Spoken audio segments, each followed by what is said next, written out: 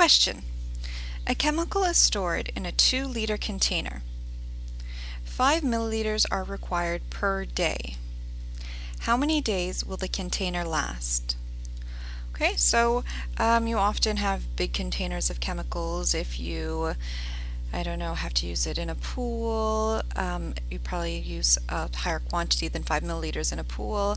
Maybe for something smaller, like to sterilize something, you're a biologist and every day you use one kind of chemical for looking in your microscopes. All kinds of reasons why you might have a jar full of a chemical and you need to know how long it lasts.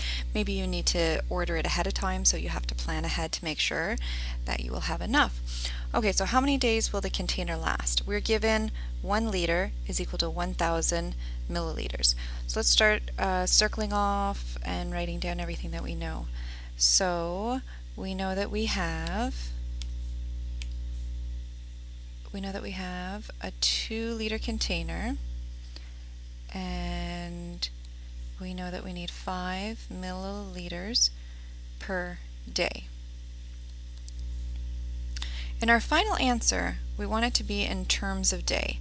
So if you're feeling confused about what multiplication do I need to do, how do I work on this, remember that your final answer is something days.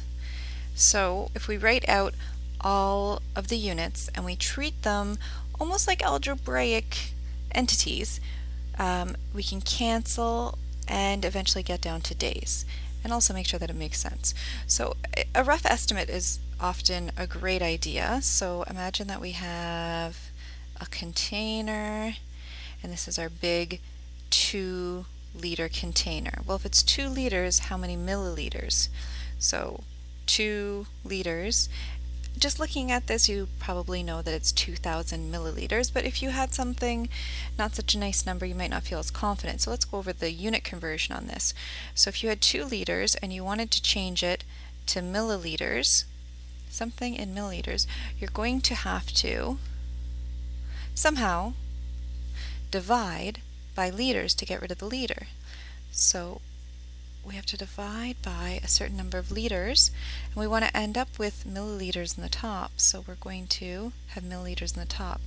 So what I'm doing here is I'm thinking ahead about the units to be able to do my conversion. So we know that milliliters to liter, it's 1,000 milliliter to 1 liter.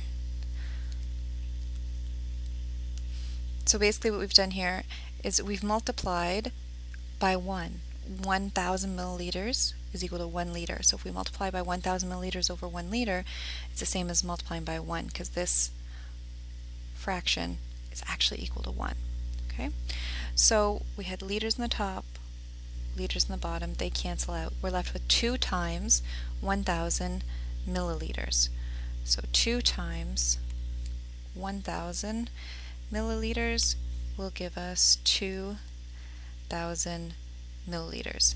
That's a sensible answer. So let's draw that. 2,000 milliliters. We're going to use 5 milliliters a day.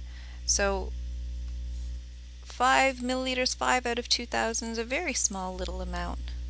So we should expect that using up that little amount every day, it will take quite a bit of time. It will be a large number.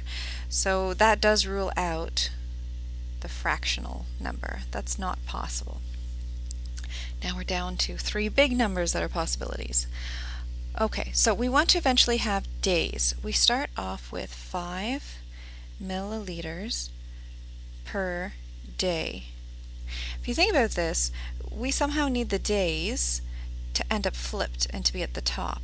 We have a fractional thing here. To get it to flip, we're going to be dividing. So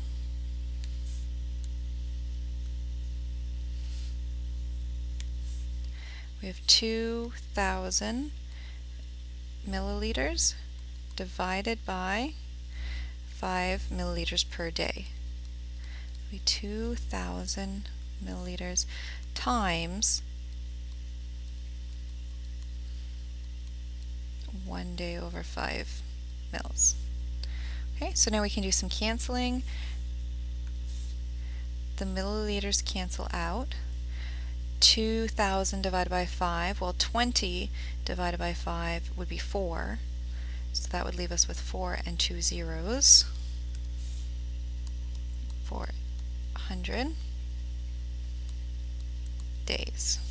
So that's our final answer, 400 days.